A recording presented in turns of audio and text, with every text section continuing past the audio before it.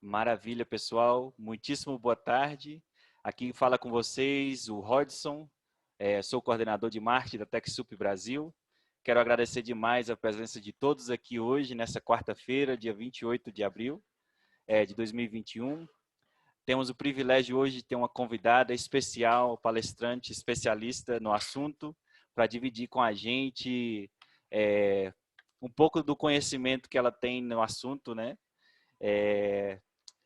Só para deixar registrado, se você tiver o seu microfone aberto, peço por gentileza que você marque o seu microfone como mudo. Essa sessão ela vai ser gravada e vai ser disponibilizada a gravação e os slides após o término da reunião. Se você tiver alguma pergunta, algum questionamento que você tenha com relação ao assunto, ao tema, ou com relação a algum dado, informação que for repassado aqui durante o evento, durante a apresentação, sinta-se à vontade de mandar aqui no nosso chat e a gente vai ter no final da apresentação, nós teremos uma sessão de perguntas e respostas, onde nós faremos esse esclarecimento, tá certo? Então, declaro aberta aqui a nossa sessão. Para os que chegaram agora, boa tarde. Eu sou o Rodson e vou estar com vocês hoje aqui à tarde fazendo essa apresentação do webinar sobre a Lei Geral de Proteção de Dados, tá certo? Uma pequena agenda do nosso webinar, né? Nós teremos uma abertura pequena, breve, sobre a TechSoup Brasil e teremos nossa convidada especial, a senhora Mariana Salles, que é consultora da empresa de segurança e tecnologia, a Menix. Teremos depois da apresentação da Mariana uma sessão de perguntas e respostas e teremos depois o encerramento da nossa sessão. Então, nós temos a previsão aí de 1 hora e meia de eventos. Tá certo? Beleza? Bom, para quem não conhece, né, tá aqui a TechSoup Brasil. A TechSoup Brasil é uma empresa de tecnologia que é um membro da TechSoup Global Network, que é uma rede de filantropia, uma rede dedicada para as organizações sociais, que está sediada lá nos Estados Unidos. A TechSoup no Brasil iniciou em 2009, né? Não estamos aí com um pouco mais de 11 anos no mercado. Temos uma cobertura em todos os estados brasileiros, né? Temos registradas na nossa plataforma mais de 18 mil organizações sociais. E o que a TechSoup Brasil faz? Né? A TechSoup Brasil ela fornece, em forma de doações e descontos, benefícios em forma de tecnologia para as organizações sociais. Isso você pode pensar licença de software, licença de antivírus, licença de sistema operacional, e estariam já na faixa de 155 mil licenças doadas nesse intervalo de 12 anos. Essas licenças, se elas tivessem sido comercializadas, né, tivessem sido distribuídas de maneira comercial, elas já atingiriam o valor de 175 milhões de reais. Então, significa que esse benefício está sendo distribuído para as organizações sociais com um desconto muito considerável, né, se você estivesse comparando com o mercado, né, a venda comercial. Um número rápido para vocês, que existem por volta de 320 mil organizações sociais no Brasil. Esse número é o número do IBGE, né, o número oficial. Provavelmente você pensa, talvez esse número deveria ser maior. Bom, esse é o número oficial, são as organizações que são registradas, né, realmente registradas, tem um CNPJ. A TechSoup Brasil trabalha com alguns parceiros doadores, né? Aqui, dentre eles, estão listados os principais, né? Desde Microsoft, ao Norton, a Google. Temos aqui também a DocSign, Bitdefender. Se você é uma organização religiosa, nós temos um parceiro específico para organizações religiosas. Na sequência aqui, né, para você participar da TechSoup Brasil, você tem que cumprir alguns requisitos básicos, né? Primeiro de tudo, você vai ter que acessar o nosso site, techsoupbrasil.org.br, e você vai fazer o cadastro em 3 etapas, né? Primeiro, você vai registrar o seu usuário de e-mail, que é o seu e-mail de acesso, qual o e-mail que você vai fazer o login na nossa plataforma. Uma vez que você confirmar o usuário, né, de e-mail, você vai fazer o cadastramento da sua organização Daí você vai colocar as informações da organização, o CNPJ, endereço e as informações pertinentes a essa organização. E a terceira etapa, você vai enviar para o nosso e-mail de suporte alguns documentos para que a gente conduza uma análise de elegibilidade, né? Esses documentos são o Estatuto Social e o comprovante de inscrição no CNPJ. Uma vez que você submete esses documentos, a TechSoup Brasil conduz uma análise. Uma vez aprovado e validado o seu cadastro, você é informado de qual parceiro doador ou dos parceiros doadores que você está elegível. E com seu cadastro confirmado, a sua organização ela está apta a fazer o pedido de licenças, né, e produtos da TechSoup. O site da TechSoup funciona como uma página de vendas online, né? Você pode consultar o nosso catálogo de vendas e adicionar a licença que você tem interesse, escolhendo a quantidade no seu carrinho. Nós distribuímos licenças de maneira gratuita e em forma de desconto, né? Vai depender de qual produto você, você está selecionando. Os critérios de elegibilidade que a TechSoup Brasil ela requer, né, para uma organização se tornar elegível para o nosso programa, é que essa organização social ela tem que estar devidamente registrada às autoridades brasileiras, né? Ela tem que ter um CNPJ, ela tem que ser uma organização sem fins lucrativos, tem que possuir como missão principal o benefício da sociedade e comunidade local, né? Fornecer um ambiente inclusivo que seja acolhedor e livre de discriminação, não fazer ou manifestar nenhuma atividade de cunho político ou partidário, nada contra esse público, mas essa plataforma da TechSoup não é a plataforma para esse tipo de atividade. E você também precisa ter os seus documentos analisados, né, pela TechSoup Brasil. Bom, passo a passo de como se cadastrar vai estar disponibilizado aqui nessa apresentação de slides. Você pode clicar nesse link aqui, você vai ver um passo a passo bem detalhado de como se cadastrar. O cadastro com a TechSoup, ele não tem valor, ele não tem custo, né? Você não vai ter que pagar uma mensalidade ou uma taxa de adesão. E esse cadastro vale por 5 anos. Após 5 anos, você vai precisar renovar o seu cadastro enviando os documentos novamente, né? Bom, sem mais delongas, queria convidar aqui a nossa especialista no assunto, a senhora Mariana Salles. Antes, Mariana, só queria pedir encarecidamente para todos aqui nessa ligação, nessa videochamada, se você tiver o seu microfone aberto, por gentileza, se você puder colocar no mudo, porque daí você vai estar garantindo a qualidade do som para todos os participantes aqui do nosso evento. Mariana, você me escuta? Sim. Maravilha. Mariana, você prefere que eu conduza os slides daqui? Você quer liberar a apresentação? Não sei se você consegue. Se você conseguir me liberar, eu apresento. Verificar aqui. Se eu tiver algum problema na Claro. conexão, aí você conduz. Maravilha. Você pode verificar se você já consegue fazer o compartilhamento? Sim, já consigo. Maravilha. Maravilha. Lembrando, pessoal, mais uma vez, se você tiver usando o Zoom pela primeira vez, para você colocar o seu Zoom, o seu usuário no mudo, você vai clicar no microfone até que apareça essa barrinha vermelha. A barrinha vermelha significa que você está no mudo. Se você tiver qualquer dúvida, questionamento, sinta-se à vontade para mandar aqui no chat, que nós responderemos todas as perguntas durante a nossa sessão. Sem mais delongas, senhora Mariana Salles, por gentileza. Olá, boa tarde.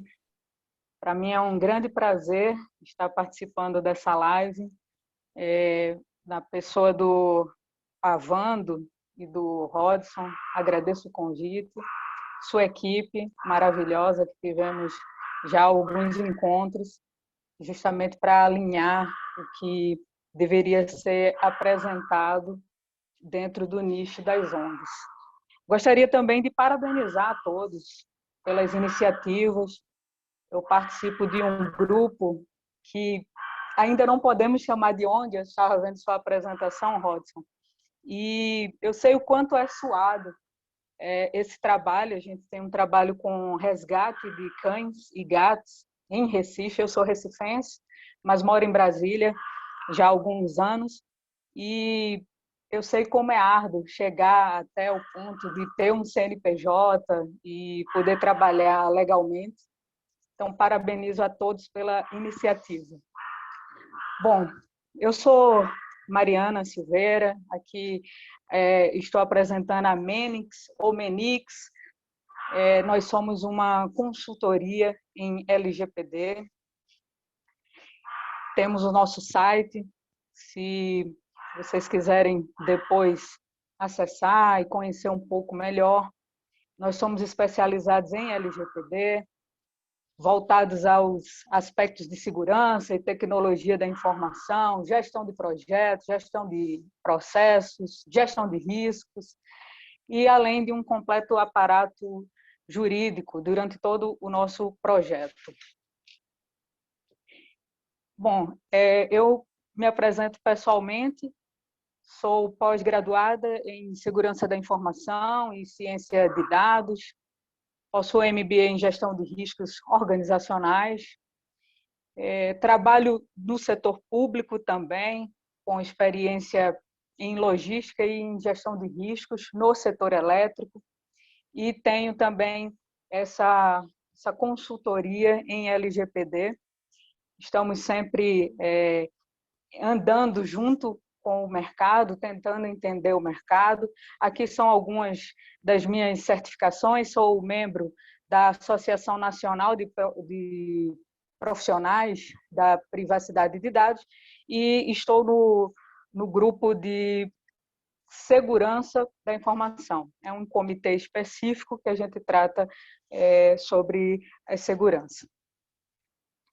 Bom, eu queria trazer um pouco do histórico, só para a gente entender melhor como se deu o avanço da privacidade e da proteção de dados em todo o mundo, né?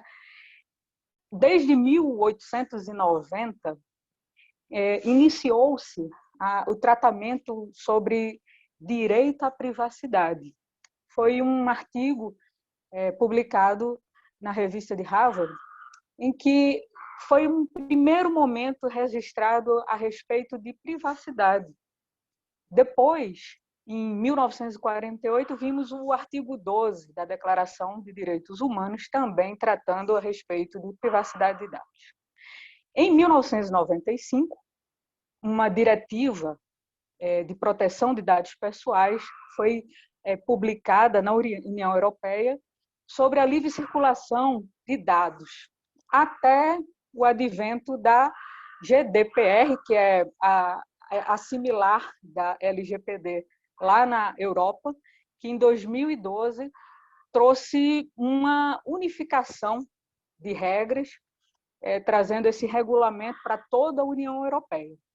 A partir de 2020, o Brasil passou a adotar as regras de privacidade simplesmente porque a Europa decretou que o país que não tivesse uma lei de proteção de dados não poderia comercializar com a Europa.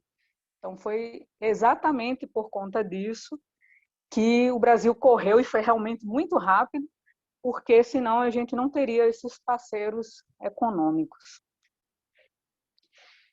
Bom, rapidamente, só para a gente entender a abrangência da LGPD, a gente vê que ela trata de operações de tratamento de dados realizada por pessoa física ou pessoa jurídica, sendo de direito público ou de direito privado, independente dos meios, ou seja, meio físico ou meio digital. Independe do país sede ou do país em que estejam localizados os dados, desde que a operação de tratamento seja realizada no território nacional, ou seja, aqui no Brasil. No mês de novembro, foi criada, instituída a Autoridade Nacional de Proteção de Dados, e ela vai disciplinar as matérias sobre proteção de dados e privacidade aqui no país. Essas normas elas são indicadas de interesse nacional, ou seja, devem ser respeitadas pela União, pelos estados, Distrito Federal e pelos municípios. Então, a gente vê que a abrangência ela é completa. A LGPD ela estabelece regras sobre coleta, armazenamento, tratamento e compartilhamento de dados pessoais. ela impõe mais proteção e penalidades pelo cumprimento à lei e aos regulamentos determinados pela ANPD. Esse gráfico que eu trouxe em forma de figura, ele traz mais ou menos os elementos tratados pela LGPD e que a parte da ponta do iceberg é o que a maioria de nós achamos ou achávamos que se tratava a LGPD. Então, a gente imaginava que colocar uma política de privacidade ali no site, um termo de consentimento, nomear o encarregado, que eles chamam DPO, importado esse termo da Europa, e colocar uns banners de cookies no site resolveria, você estava aderente, estava tudo certo. Mas a gente vai ver um pouco sobre nessa apresentação, eu não vou entrar muito em detalhes técnicos, mas só em detalhes que possam permitir que a gente abra os olhos sobre realmente qual é a abrangência da LGPD. Então, por força da Lei 14.020, as sanções elas entram em vigor em 1º de agosto de 2021. Então, se até lá nada for feito, já ouvimos, né, muitos alertas com relação a esse prazo ser estendido para o final do ano, dia 31 de dezembro, até 31 de dezembro não haver o vigor, entrar em vigor só dia 1º de janeiro de 2022, mas no momento, por enquanto, até o dia 1º de agosto, a gente já está com a lei. Nas matérias de sanção, né, nos artigos sobre sanção, entrarão em vigor a partir de 1º de agosto. Os demais artigos já estão em vigor. Tá? As punições, elas podem chegar a 2% do faturamento da empresa ou da entidade, até o limite de 50 milhões de reais por evento, ou seja, por acontecimento, e que podem, muitas vezes, inviabilizar um negócio. Isso aqui também não é para trazer grande alarde, porque 50 milhões refere-se ao percentual de um faturamento. Né? Se a gente tem um faturamento menor, não vai chegar a esse valor. Outro detalhe importante, que esse faturamento não necessariamente é daquela entidade ou daquela empresa, mas se não puder ser verificado um faturamento na empresa, se ela for parte, né, de um grupo econômico, esse percentual pode ser aplicado em cima do grupo econômico. Eu vou trazer aqui os 3 tipos de dados pessoais em que a lei trata. Primeiro, de forma geral, os dados pessoais são todos os tipos de dados que podem levar a uma identificação de uma pessoa de forma direta ou indireta.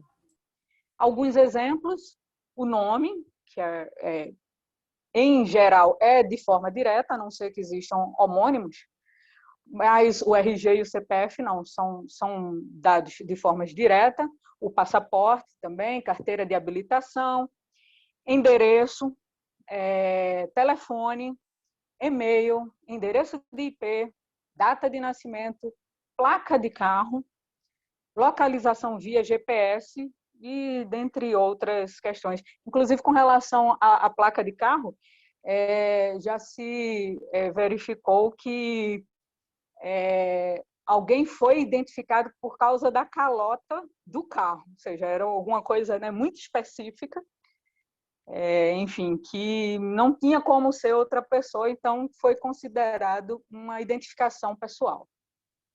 Existem também os dados pessoais sensíveis, que são aqueles cujo conhecimento podem levar a uma discriminação da pessoa natural. Alguns dos tipos seriam a origem racial ou étnica, opiniões políticas, convicções religiosas ou filosóficas, relacionados à saúde, relativos à vida sexual ou orientação sexual, filiação sindical, origem geográfica. Eu sei porque eu moro fora de Recife há alguns anos e sempre tive essas identificações discriminatórias com relação ao sotaque, né? E, por último, os dados anonimizados. Os dados anonimizados, por meio de uma técnica de processamento, né, as informações elas possibilitam identificar a pessoa natural. Então, essa possibilidade ela é retirada ou modificada, e o que resulta é um dado anonimizado, ou seja, ele não pode ser associado a nenhum indivíduo. Então, são técnicas de segurança da informação, como, por exemplo, a criptografia ou o mascaramento de dados, que permitem que um dado ele seja modificado ao ponto de não ser reconhecido.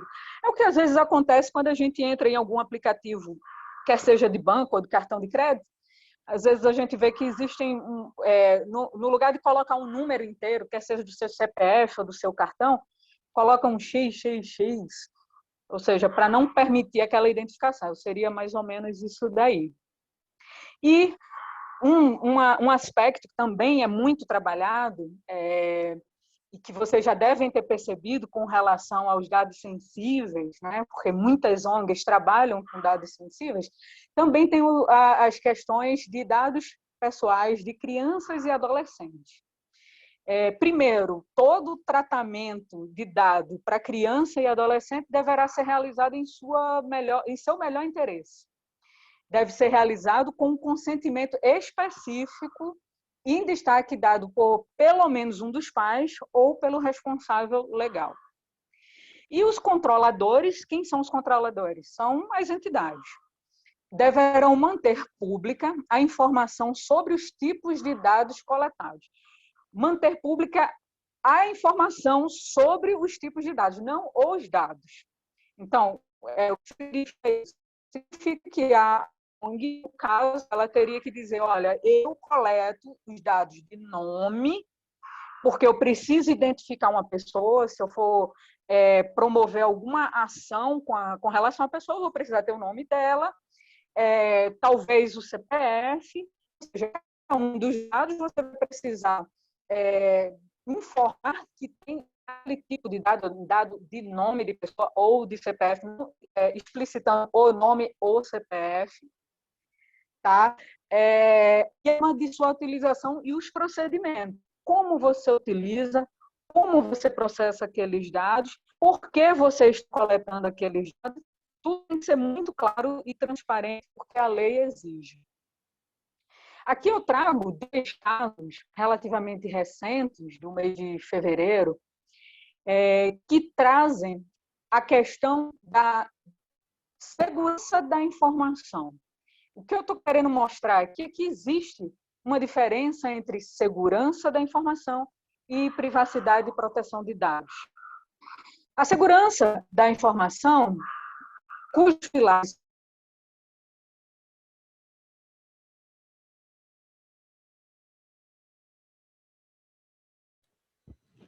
Oi, Mariana. Oi, voltei? Isso. Mariana, vou pedir para você, se te ajudar, que você feche o seu vídeo, talvez o seu áudio ele fique um pouquinho mais Perfeito. claro, se você não se importar, por favor. Com certeza. Muito obrigado. Eu parei na diferença entre segurança e privacidade. Isso. Ok, obrigada. Então, a segurança da informação, cujos pilares eles são pautados em confidencialidade, integridade e disponibilidade, ela é ISO IEC 27001 trata sobre segurança da informação. A confidencialidade é não repassar as informações, integridade é não modificar as informações e disponibilidade é tornar disponível a informação. E a proteção de dados pessoais é um meio de proteger os direitos e liberdades fundamentais das pessoas, entre esses direitos, a privacidade, que é disciplinada no Brasil pela LGPD, que é a lei que estamos falando agora.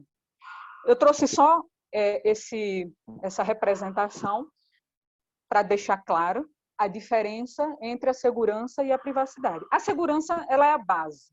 Segurança da informação é a base. Sem segurança da informação, não existe privacidade e proteção de dados. É como se a gente estivesse falando de, de uma parede construída e aí, para você ser resguardado, você precisa de um telhado. É como se fosse isso. Então, a segurança da informação, essas são algumas normas que eu trago, não vou detalhar sobre isso, mas algumas normas que tratam sobre segurança da informação e a privacidade da informação e da proteção também são regidas por essas normas ou certificações. Então, para a gente ter privacidade e proteção de dados, primeiro a gente precisa ter segurança da informação, sem esquecer que, além do conhecimento técnico em segurança, precisamos ter uma governança, ou seja, um top-down, uma diretiva da alta gestão para todos os comandados e uma cultura organizacional que deve ser criada ou aperfeiçoada com relação à segurança.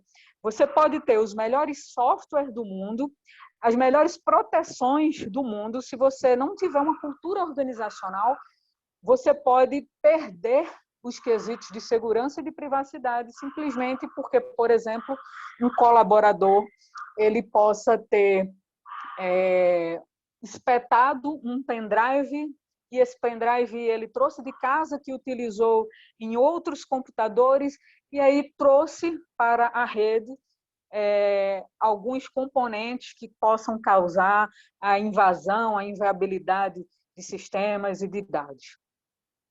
Aqui eu trago um resumo sobre os princípios do tratamento de dados pessoais que estão elencados lá no artigo 6º da lei. Então, a finalidade do tratamento precisa ser respeitada, a adequação. Não adianta, por exemplo, a gente está fazendo agora uma live e suponhamos que nós tivéssemos solicitado o seu nome completo, o seu CPF, seu endereço, ou seja, está adequada ao serviço prestado? Olha, estamos oferecendo uma live que trata sobre um assunto. Será que para acessar essa live pelo Zoom, eu precisaria trazer todos esses elementos, solicitar todas essas informações? A gente percebe que não. Então, solicita-se o mínimo necessário, ou seja, a adequação da finalidade que se pretende alcançar e a coleta de dados para atingir aquela finalidade. A necessidade é necessário? Não é necessário? O livre acesso, quem fornece, o proprietário dos dados, ele deve ter livre acesso sobre quais são os dados que estão sendo coletados e também a possibilidade de ele modificar, quer seja em decorrência de um dado errado, quer seja em decorrência de uma mudança de nome, por separação, por casamento, por mudança de identidade, enfim, o operador, a instituição, ela precisa fornecer esse livre acesso ao propriedade de dados. A gente percebe que antes as entidades elas se comportavam como se fossem as donas dos dados pessoais, inclusive faziam comercialização, continuam fazendo a venda dos nossos dados como se fossem dados deles. A qualidade dos dados, ou seja, estão corretas, as informações estão precisas, a transparência, quais são os dados que são coletados, a segurança, ou seja, um princípio, eu preciso promover segurança, prevenção, eu tenho que me precaver para não haver um evento de invasão ou de vazamento, a não discriminação, ou seja, se você solicita o sexo, a religião, a cor da pessoa, a origem geográfica da pessoa, essas informações não podem ser utilizadas como discriminação. E o último princípio, que é o que cabe à ONG, a gente vê que de todos os princípios é como se fossem voltados diretamente para o proprietário, e esse último é como se fosse voltado especificamente para o operador, que é a responsabilização e prestação de contas. Mas na frente a gente vai ver que nós, como operadores, além de prestarmos contas, somos responsabilizados. O ônus da prova cabe ao operador. O consentimento, ou seja, o inciso 1º do artigo 7º, ele fala exatamente a questão do consentimento. Então, cada consentimento está relacionado a uma finalidade clara, objetiva e específica no momento em que se obtém o consentimento. Então, não adianta você pegar um consentimento de uma pessoa, olha, eu estou te dando o consentimento para utilizar minha foto no seu site. Ok, qual o prazo razoável? Você não pode ficar ad eterno com aquela foto daquela pessoa ou aqueles dados no seu banco de dados por um tempo indeterminado, porque existe o ciclo de vida dos dados. Então, o livre acesso, que é a garantia aos titulares de consulta facilitada e gratuita sobre a forma e a duração do tratamento, bem como sobre a integralidade de seus dados pessoais. A revogação do consentimento ele poderá ocorrer a qualquer momento pelo titular dos dados pessoais, mediante manifestação expressa por procedimento gratuito facilitado pelo controlador.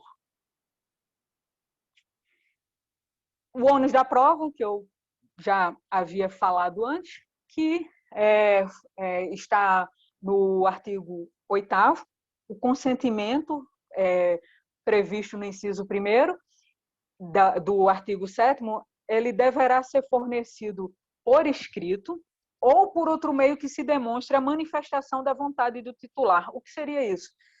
Num aplicativo ou num site, ele já traz o texto padrão. Eu consinto a utilização dos meus dados. Aí tem que dizer quais são aqueles dados e qual a finalidade daqueles dados. E aí você só precisa apertar num retângulozinho dizendo ok. Ou seja, você não assinou por escrito, não está assinado, mas é uma demonstração dessa manifestação de vontade. Você aceita, clica em aceita e envia. Então, essa é a manifestação de vontade. E cabe ao controlador o ônus da prova de que o consentimento foi obtido, ou seja, eu tenho que manter esses registros, porque se um dia eu for solicitada a prestar esclarecimentos, eu vou precisar comprovar que eu obtive, sim, o consentimento daquele proprietário.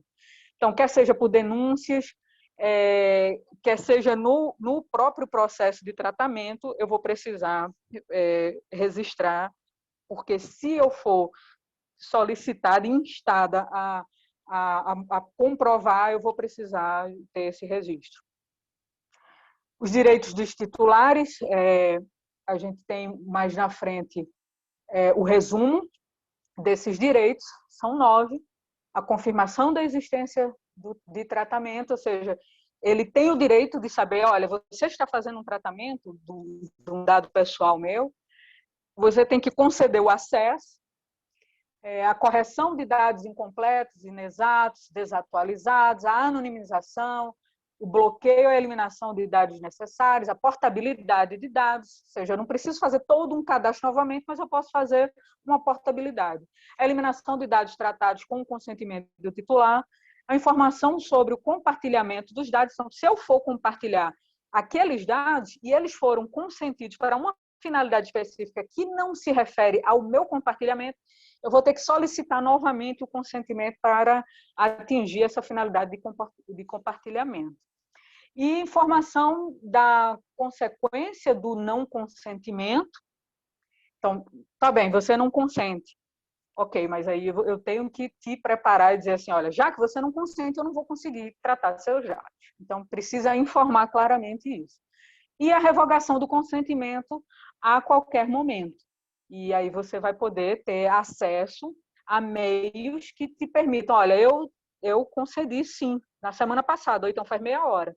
Mas agora eu desisti, eu não quero mais e eu preciso dessa revogação. E aí a entidade, que é o controlador, vai precisar comprovar depois que realmente a pessoa tinha dado consentimento, depois retirou o consentimento e, a depender, né, da situação, se não for uma questão que esteja pautada em alguma lei, como, por exemplo, o empregado, um ex-empregado não pode simplesmente chegar e dizer assim, olha, eu não quero que meus dados estejam aí com você, eu não permito que você trate. Mas existe uma lei que é maior do que o interesse pessoal, que diz que a entidade precisa guardar determinados dados por 5, 10, 30 anos. Então, existem essas questões também aí que precisam ser observadas. Bom, além de tudo isso que a gente viu sobre a lei, existe um artigo, que é o artigo 50 da LGPD, que traz a questão da cultura da sustentabilidade, que é a questão de governança, melhores práticas, ou seja, você não precisa resguardar e promover a privacidade dos dados simplesmente porque tem que fazer, senão a lei vai lhe punir. Mas é uma questão de cultura de sustentabilidade, que ajuda na reputação da organização. Existem 3 pilares da cultura de sustentabilidade, que é o meio ambiente, a questão social e de governança corporativa. Então, nesse sentido, deve-se considerar, inclusive, como partes interessadas, a comunidade local e a sociedade em geral. Então, como exemplo de partes interessadas, que também são chamadas de stakeholders, existem os associados, os colaboradores, os voluntários, os doadores, os investidores, os fornecedores, o próprio governo, as entidades do mesmo setor, a comunidade e a sociedade. Então, uma ONG, ela existe para uma finalidade e ela alcança a comunidade no sentido de pessoas que estão mais próximas, como a sociedade, uma questão mais abrangente.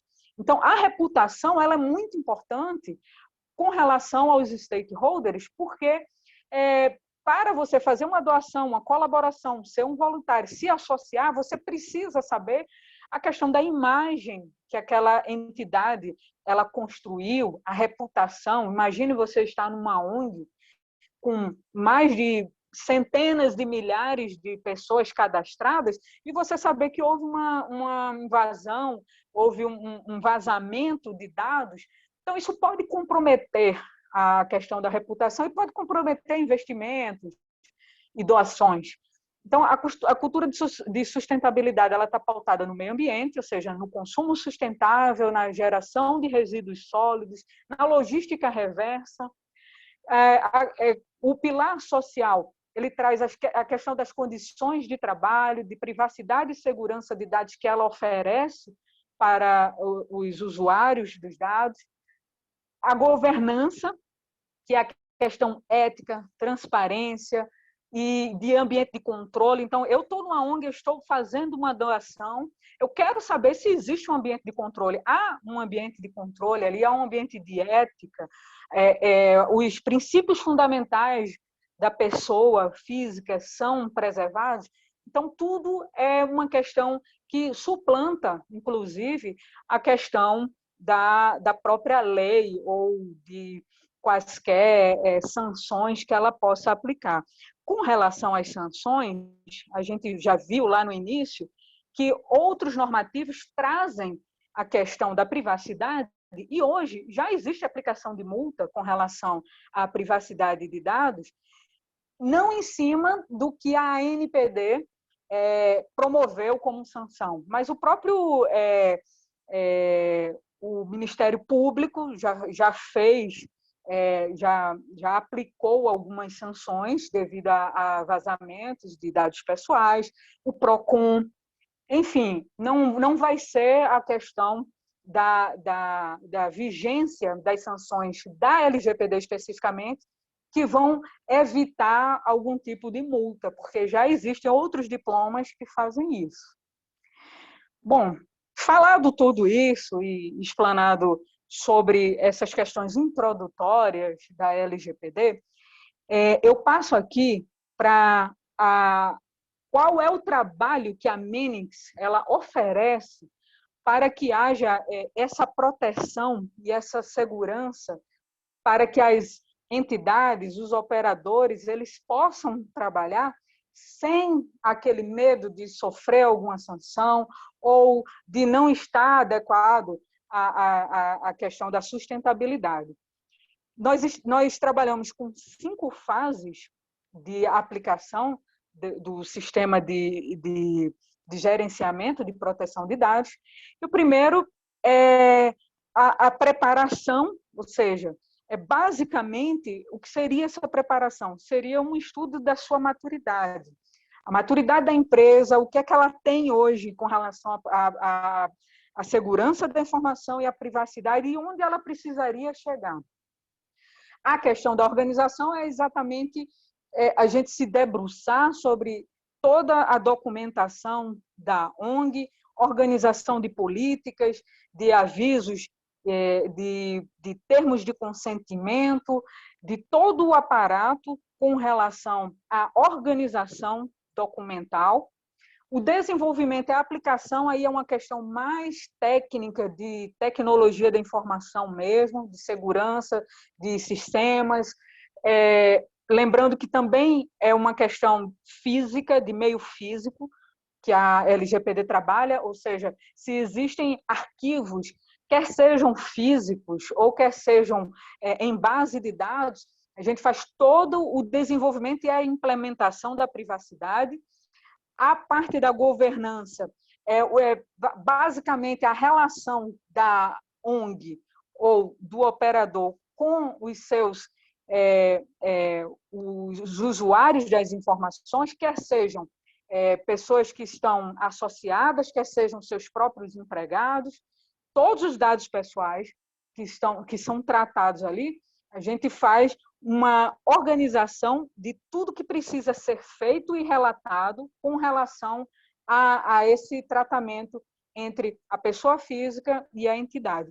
E o final é a avaliação, ou seja, a gente retorna todo o ciclo, avalia como é que ele está se desenvolvendo e propõe, né, faz as proposições de melhoria, caso sejam necessárias. Aqui é o caminho percorrido mais detalhadamente, eu não vou ler, mas que esse material eu já tinha visto uma pergunta aqui, sim, ele vai ser disponibilizado, aliás, eu já disponibilizei para a TechSoup, e ela provavelmente, assim que a gente acabar aqui a live, ela deve já estar distribuindo esse material, então você pode depois se debruçar com mais calma e verificar exatamente o passo a passo de como é o nosso trabalho. Então, eu sou grata pela oportunidade. Novamente, eu gostaria de parabenizar a todos pelas suas iniciativas e agradecer também ao Avando, o Rodson, a sua equipe, e um parceiro meu que eu tenho quase certeza que ele está aqui, que é o Vinícius Vivas, meu consultor de tecnologia da informação, cibersegurança, e estou disponível para tirar quaisquer dúvidas ou fazer uma explicação, vamos dizer assim, mais detalhada. Maravilha, Mariana. Muitíssimo obrigado por esse esclarecimento e essa apresentação sensacional. Nós vamos abrir agora aqui para uma sessão de perguntas. Eu tenho aqui o auxílio da minha colaboradora, Natália.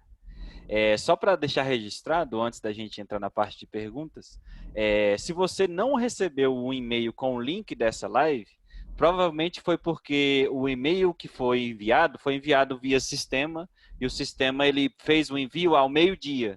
Então, se você se inscreveu após o meio-dia, provavelmente você não recebeu esse link, mas quando a gente fizer o envio da apresentação de slides, nós vamos nos basear na página de inscrição de todos os inscritos, né? Então, mesmo quem não participou do evento aqui agora conosco, eles vão também receber esses slides e essa gravação.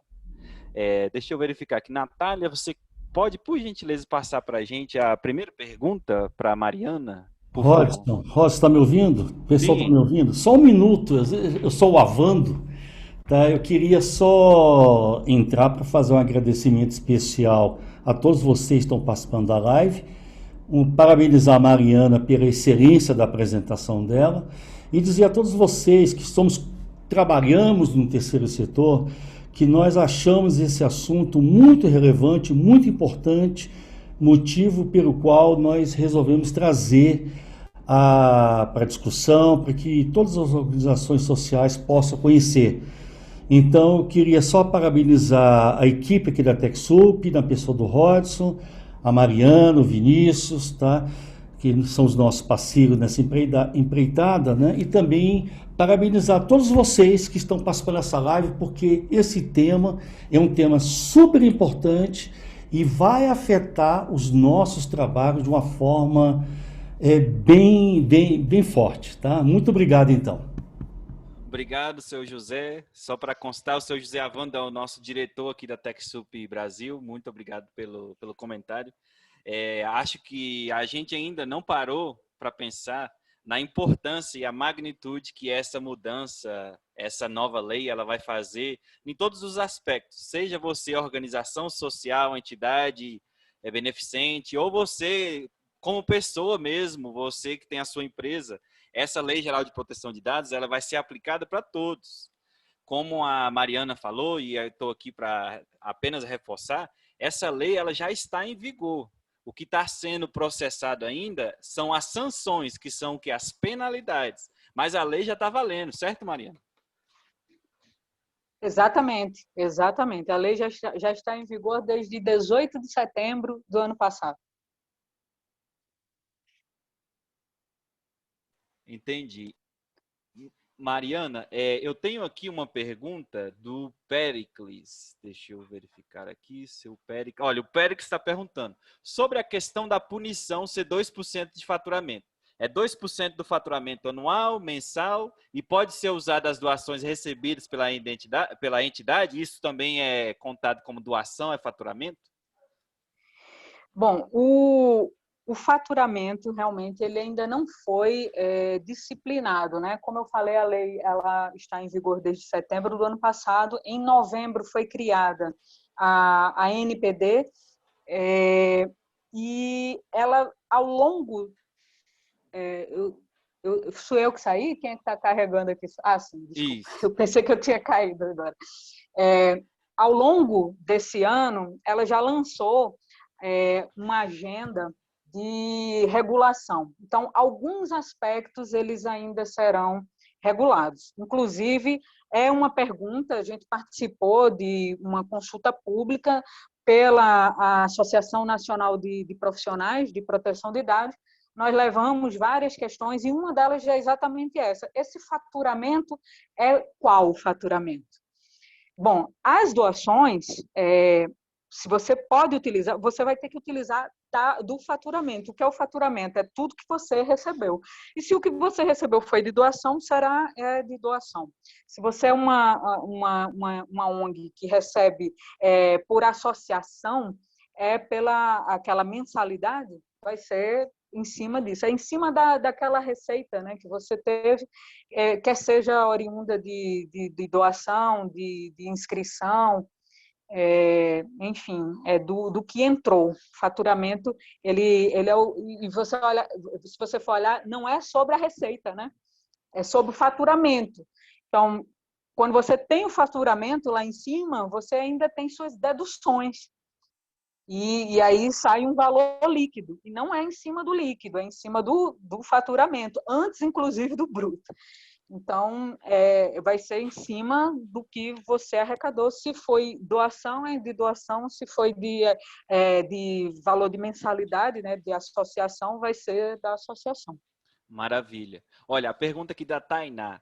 Essas informações sobre a coleta de dados, elas precisam estar no site da instituição sem fins lucrativos, nos eventos e que vão ser coletados esses dados? Imagina-se uma organização social que tem lá uma página de inscrição para um evento, Sim. por exemplo.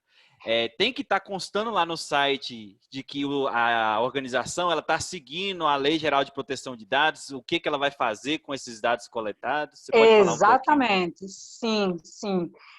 No seu próprio site deve haver um local específico, se a gente está falando de site, não é? Tem que haver um local específico em que você destrincha tudo o que você recebe de dado pessoal. Então, se você realiza vários tratamentos de dados pessoais, por exemplo, inscrição para curso, participação de um sorteio, o que mais?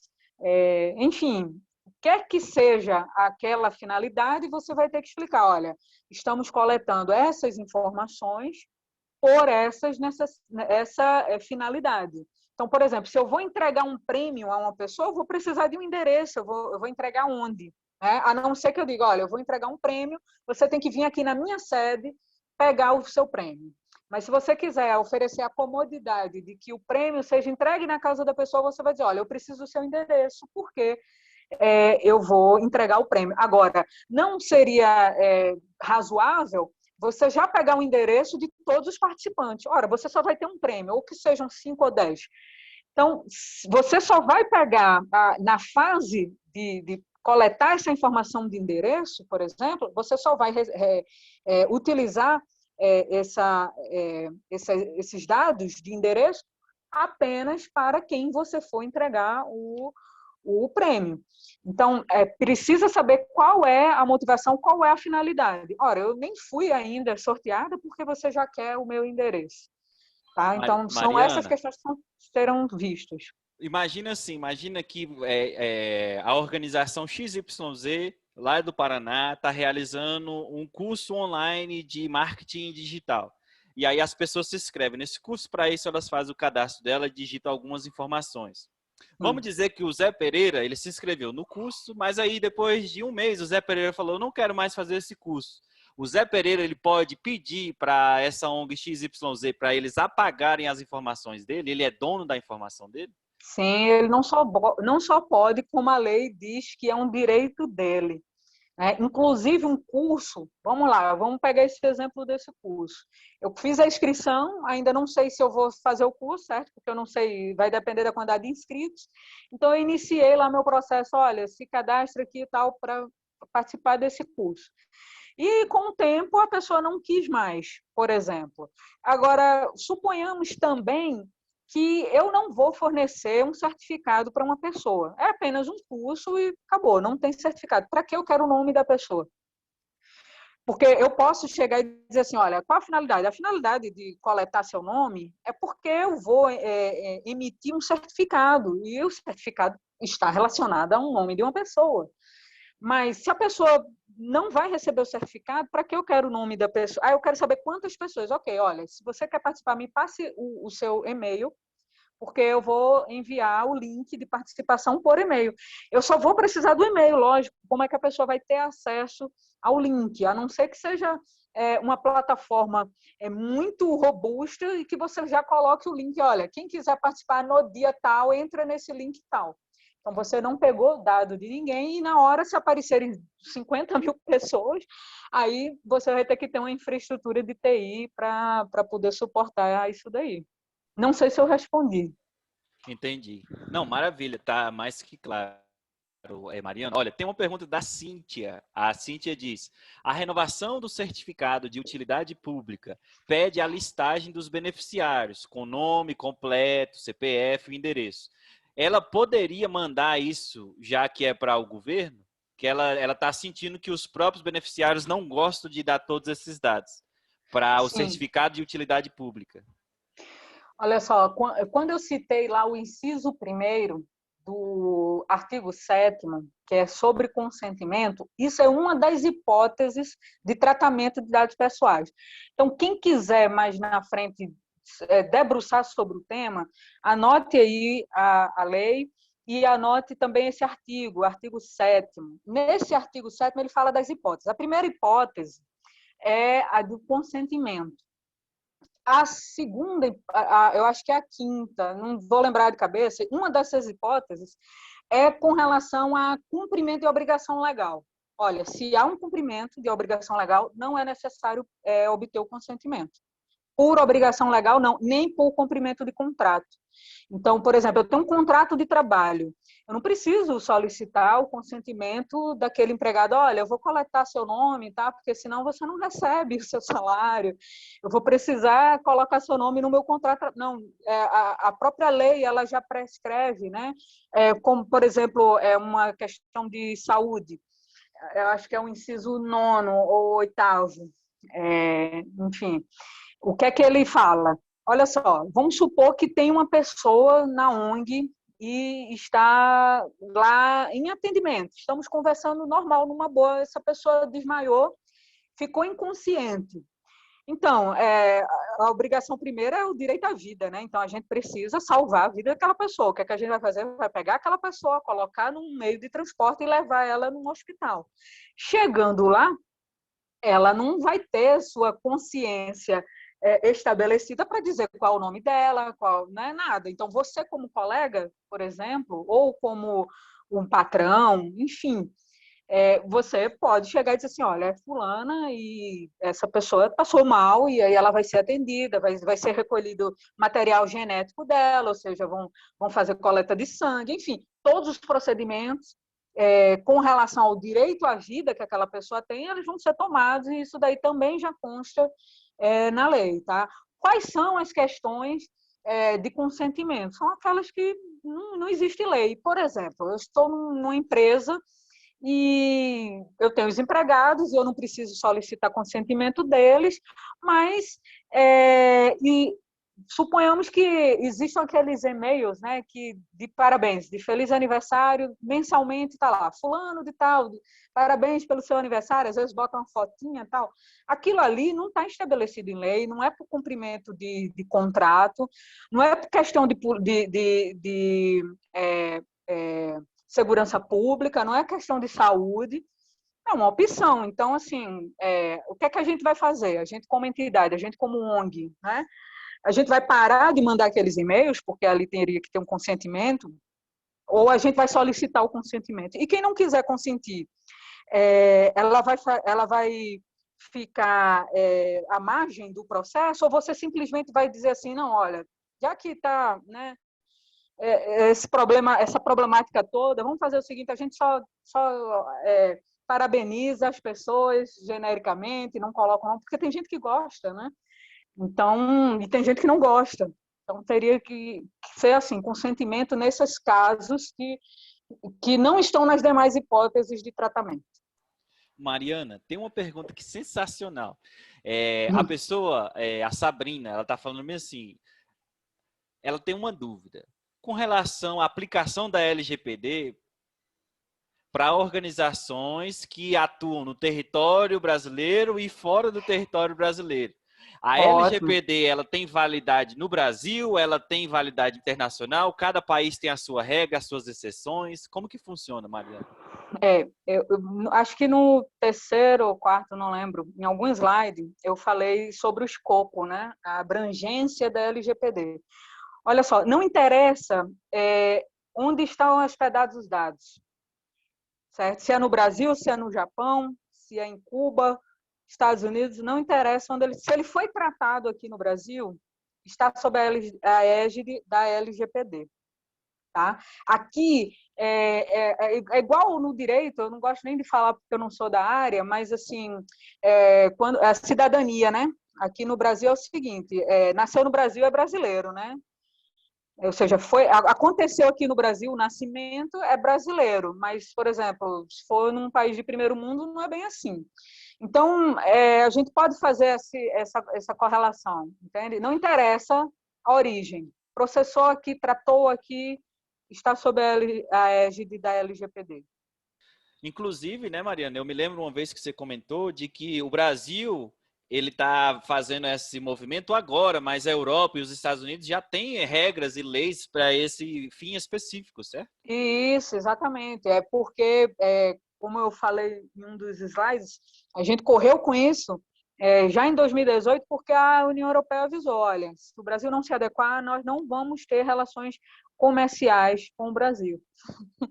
Foi só por isso, provavelmente. Senão, Entendi. a gente ainda estaria bem longe do que está hoje. Olha, perguntinha rápida do Newton. Como podemos comprovar o descarte dos dados pessoais depois de utilizado para o fim específico que você solicitou os dados, né? Como que você Sim, pode provar?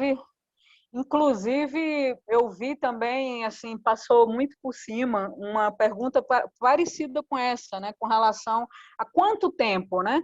Olha, existe no ordenamento documental aqui no Brasil uma tabela de temporalidade de documentos. É um código de classificação, ou seja, você classifica e existe uma tabela de temporalidade. Lá é especificado o tempo em que aquele dado, aquele documento tem de vida útil. Então, tem documentos que são 5 anos, 10 anos, 100 anos, tem documento que, enfim, depende do caso concreto.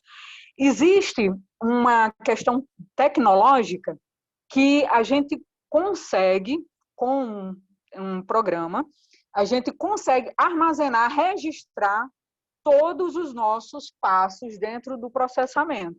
Então, quando ele foi, inclusive antes do descarte, existe a higienização documental, que é uma questão de arquivologia, né?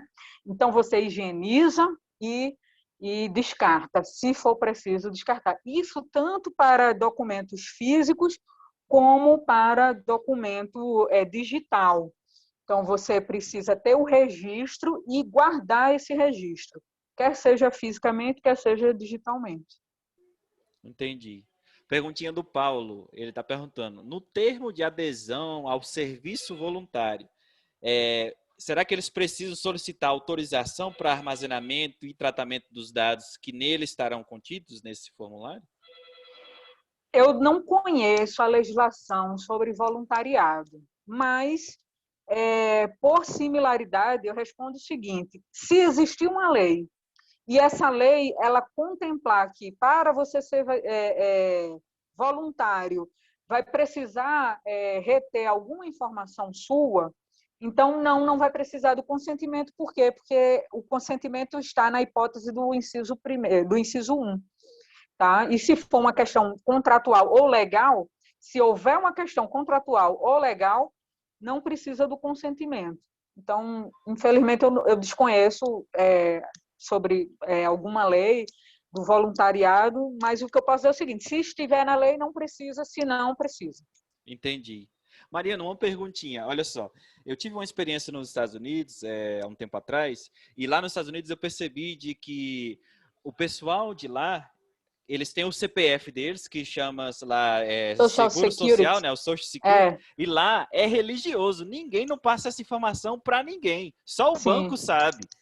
Olha que legal. Porque é uma coisa assim super privada. Sim, E ele aqui, já tem né? consciência, né? Sim. A consciência, a cultura, que é o que eu falei, né? Não adianta, você pode ter o melhor sistema do mundo, você pode ter o melhor tratamento de dado pessoal no mundo. Se uma pessoa que é autorizada, que você confia, chegar lá e vazar a informação, então, assim, de que adiantou toda aquela proteção? Então, tudo anda em conjunto, sabe? A nossa sociedade, ela ainda precisa evoluir muito com relação à privacidade de dados. Outra coisa que eu queria destacar em cima disso é o seguinte: o fato de uma informação estar disponibilizada publicamente não torna aquela informação pública, tá? Então, por exemplo, eu tenho uma foto no meu WhatsApp. Eu não digo nem o WhatsApp, porque, enfim, mas vamos de uma outra rede, o Instagram, LinkedIn, enfim, Facebook. Se eu tenho uma foto ali, aquela foto eu coloquei para aquela finalidade. Qual é aquela finalidade? Eu me identificar com pessoas ou que eu conheço ou que eu quero conhecer. O fato de minha foto estar numa rede não faz, não dá o direito, vamos dizer assim, não faz com que uma pessoa tire aquela foto daquele contexto, utilize para uma outra finalidade e, com essa outra finalidade, ela justifique que estava numa rede social de milhões de pessoas. Sim, estava, a foto é minha, e eu disponibilizei para aquela finalidade. Entende? Entendi. Olha, a Lídia, ainda em cima daquela questão do CPF, a Lídia está falando bem assim, olha, muitas plataformas elas utilizam o CPF como chave para identificar e evitar duplicidade no cadastro, né? Uhum. Existe outro dado que ela poderia usar ao invés do CPF para evitar a duplicidade? E Com quão certeza. problemático é pedir o CPF nesse novo cenário de LGPD? Eu posso continuar pedindo o CPF ainda vai ser utilizado para identificação de dado de cadastro? Sim, porque essa lei não veio para proibir o tratamento, ela veio para regulamentar e trazer direitos ao proprietário, né? Então, por exemplo, o CPF é um identificador único? Mas se, por exemplo, você tiver uma matrícula ou um número de usuário, qual o problema? Eu tenho um site, o Menix, suponhamos, e aí nesse meu site eu tenho meus clientes. Eu não preciso fazer com que o login dele seja o CNPJ dele, porque é único. Eu posso criar um número de cliente. É o meu cliente 988, um exemplo. Esse número, ele é um número identificado e é único. Eu não vou ter dois clientes com o número 998.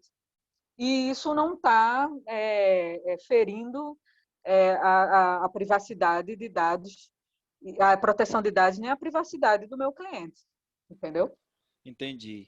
Olha, Mariana, eu percebi que tem uma porção de perguntas, tem aqui do Sandro, tem da Tainá também, com relação às provas hábeis e a contrapartida, a prestação de contas de que aquela informação foi tratada devidamente. Sim. Você pode especificar um pouco mais com relação ao tratamento, às provas hábeis que aquele dado está recebendo o devido tratamento? Sim. Nós temos, eu estou falando pela Menix, algumas empresas de consultoria possuem uma plataforma, que é um sistema, em que a gente vai pegar todas as informações do controlador, ou seja, da entidade, jogar nesse sistema. A gente não vai armazenar, porque é via link, tá? É via link, exatamente porque aí seria um problema que eu traria para mim, que era, eu estou com os dados pessoais dos meus clientes, né? Dos clientes dos meus clientes. E aí, se o meu sistema vazar, então eu vou ser responsável, né? Então, assim, a gente tem um sistema. Nesse sistema, a gente vai ter toda a auditoria, a trilha de auditoria, ou seja, tudo que aquele processamento caminhou, todo aquele caminho, ele é registrado e guardado, tá, no nosso sistema. E se em algum momento for necessário ter que fazer alguma comprovação, a gente vai ter exatamente aquela informação. É um mapeamento daquele processo, entende? Como ele chegou. Eu não sei até que ponto eu posso falar, eu não sei se as pessoas entendem, mas assim, quando a gente vê o fluxo de um processo, existe uma entrada, existe um processamento e existe uma saída. Então, isso tudo ele é registrado e, no momento propício, necessário, a gente resgata esse caminho, essa trilha e consegue demonstrar tudo que foi feito durante aquele processamento.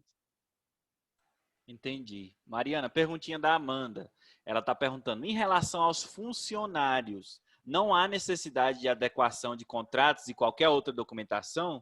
Inclusive, Sim. Em relação a um terceiro, por exemplo, uma empresa de contador, que terá acesso às documentações e dados do funcionário. Sim. O terceiro aí a gente chama aqui na nossa lei de operador, né? Lá na Europa é o processador. Vamos lá. Sim, a gente vai ter os dados do empregado, a gente vai precisar cuidar desses dados e a gente vai precisar adequar. Eu não sei se vocês lembram,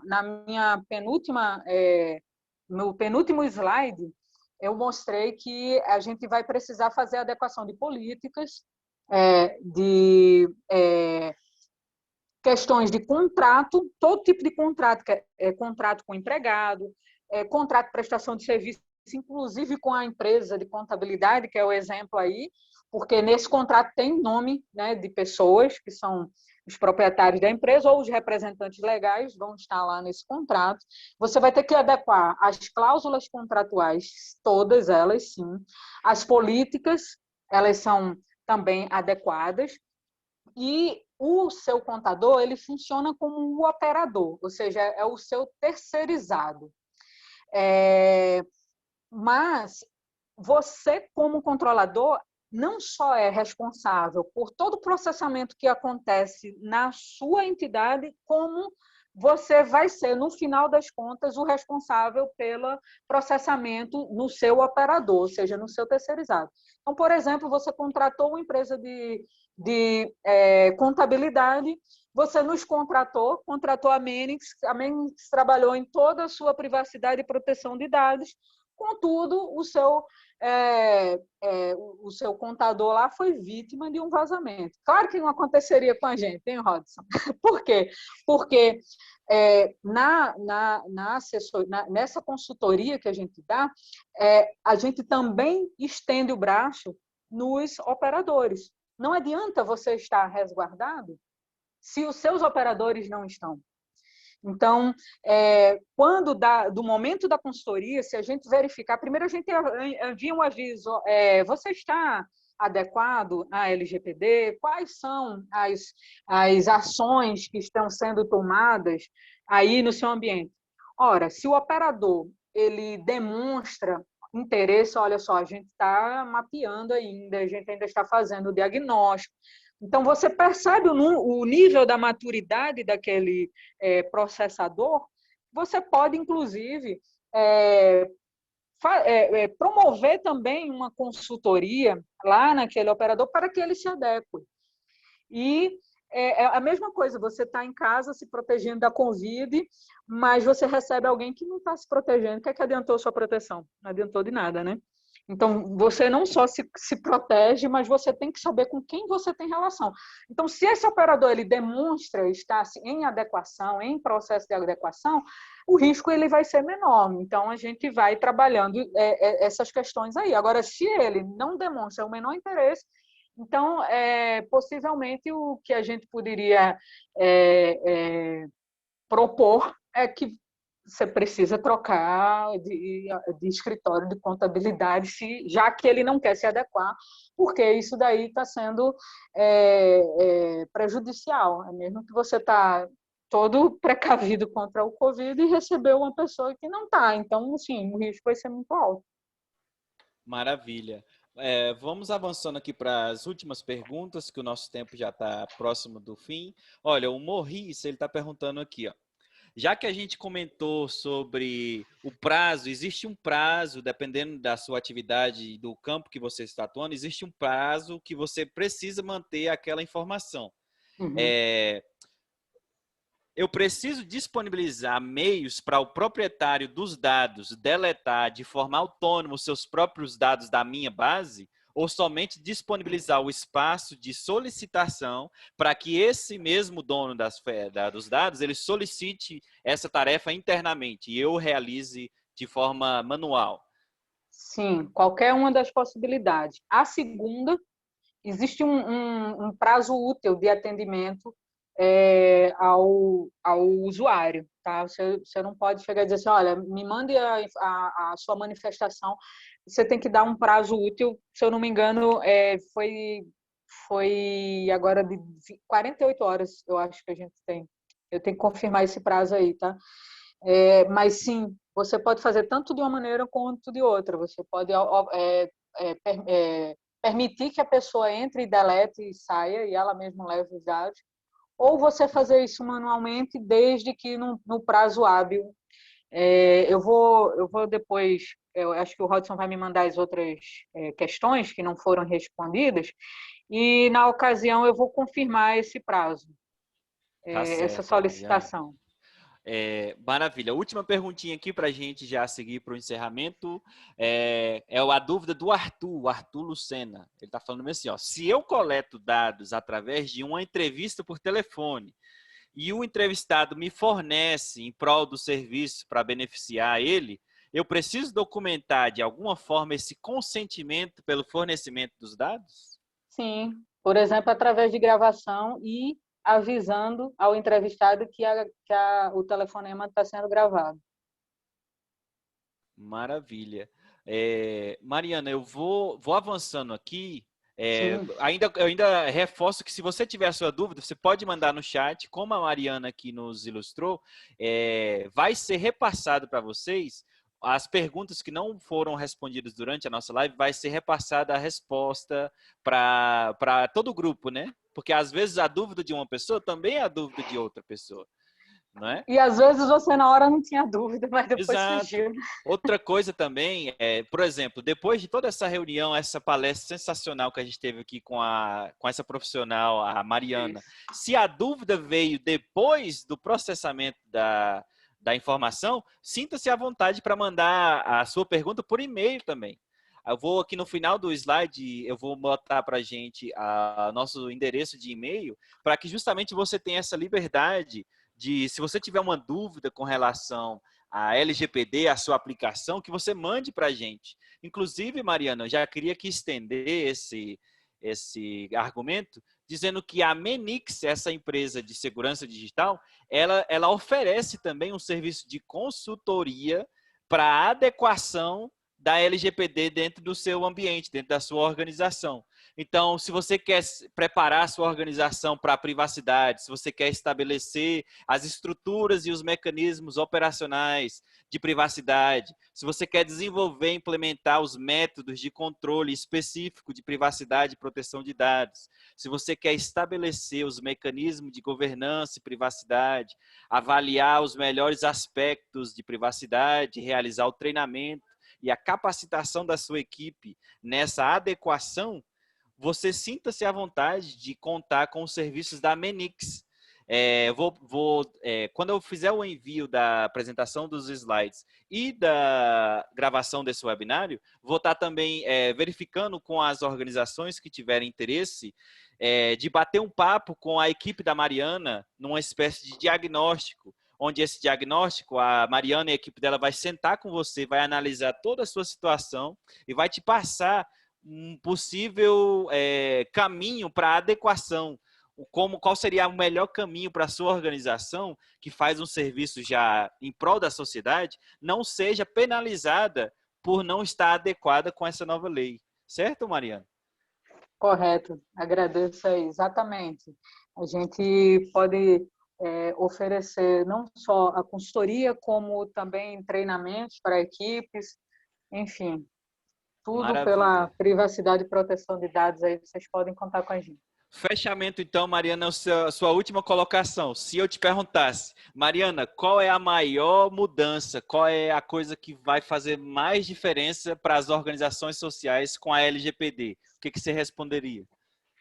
A maior mudança é a questão da transparência, a visibilidade da entidade com relação à sociedade, a possíveis membros ou investidores. Você deixar claro o que você faz, qual é o seu tratamento, qual é a finalidade. Isso traz muitas possibilidades de participação, de investimento, de colaboração. Para mim, muito mais importante é a imagem, com certeza, mais do que uma multa. Você pode perder muitas oportunidades, porque você não está aderente à LGPD. Eu não me preocuparia excessivamente com a questão da multa, eu me preocuparia, sim, com a pessoa que confia no meu trabalho, que confia na minha ONG, mas que eu, por algum acaso, não estou cuidando da privacidade dela, não estou cuidando dos direitos que ela possui com relação à proteção de seus dados. Isso seria muito mais preocupante, é a relação de transparência entre você, a sociedade, a comunidade e as pessoas que fazem parte da ONG.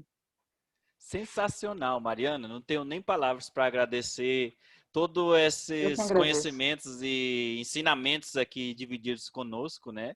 A gente vai avançando aqui para o término do nosso evento. Eu queria agradecer a todos aqui a presença, a dedicação e a paciência de estar aqui conosco nessa quarta-feira à tarde. Eu sei que todos deixaram de fazer algumas tarefas para estar aqui acompanhando a nossa palestra da nossa especialista Mariana. Então, queria deixar aqui o meu agradecimento. E se você tiver alguma dúvida com relação à TechSoup Brasil, com relação a esse evento, a esse webinar que a gente realizou, sinta-se à vontade de nos contatar através dos nossos canais de atendimento, seja ele por telefone, seja ele por e-mail, seja ele por chat, WhatsApp. A TechSoup está aqui para servir a comunidade das organizações sociais do terceiro setor. Sinta-se acolhido e abraçado pela TechSoup Brasil. E a gente vai ficando por aqui. a gente se vê nas nossas redes sociais e nos próximos eventos. Mariano, muito obrigado. Obrigado, Natália, Eu que agradeço. Leonardo, o seu José Avando e a todos aqui presentes. A gente vai ficando por aqui.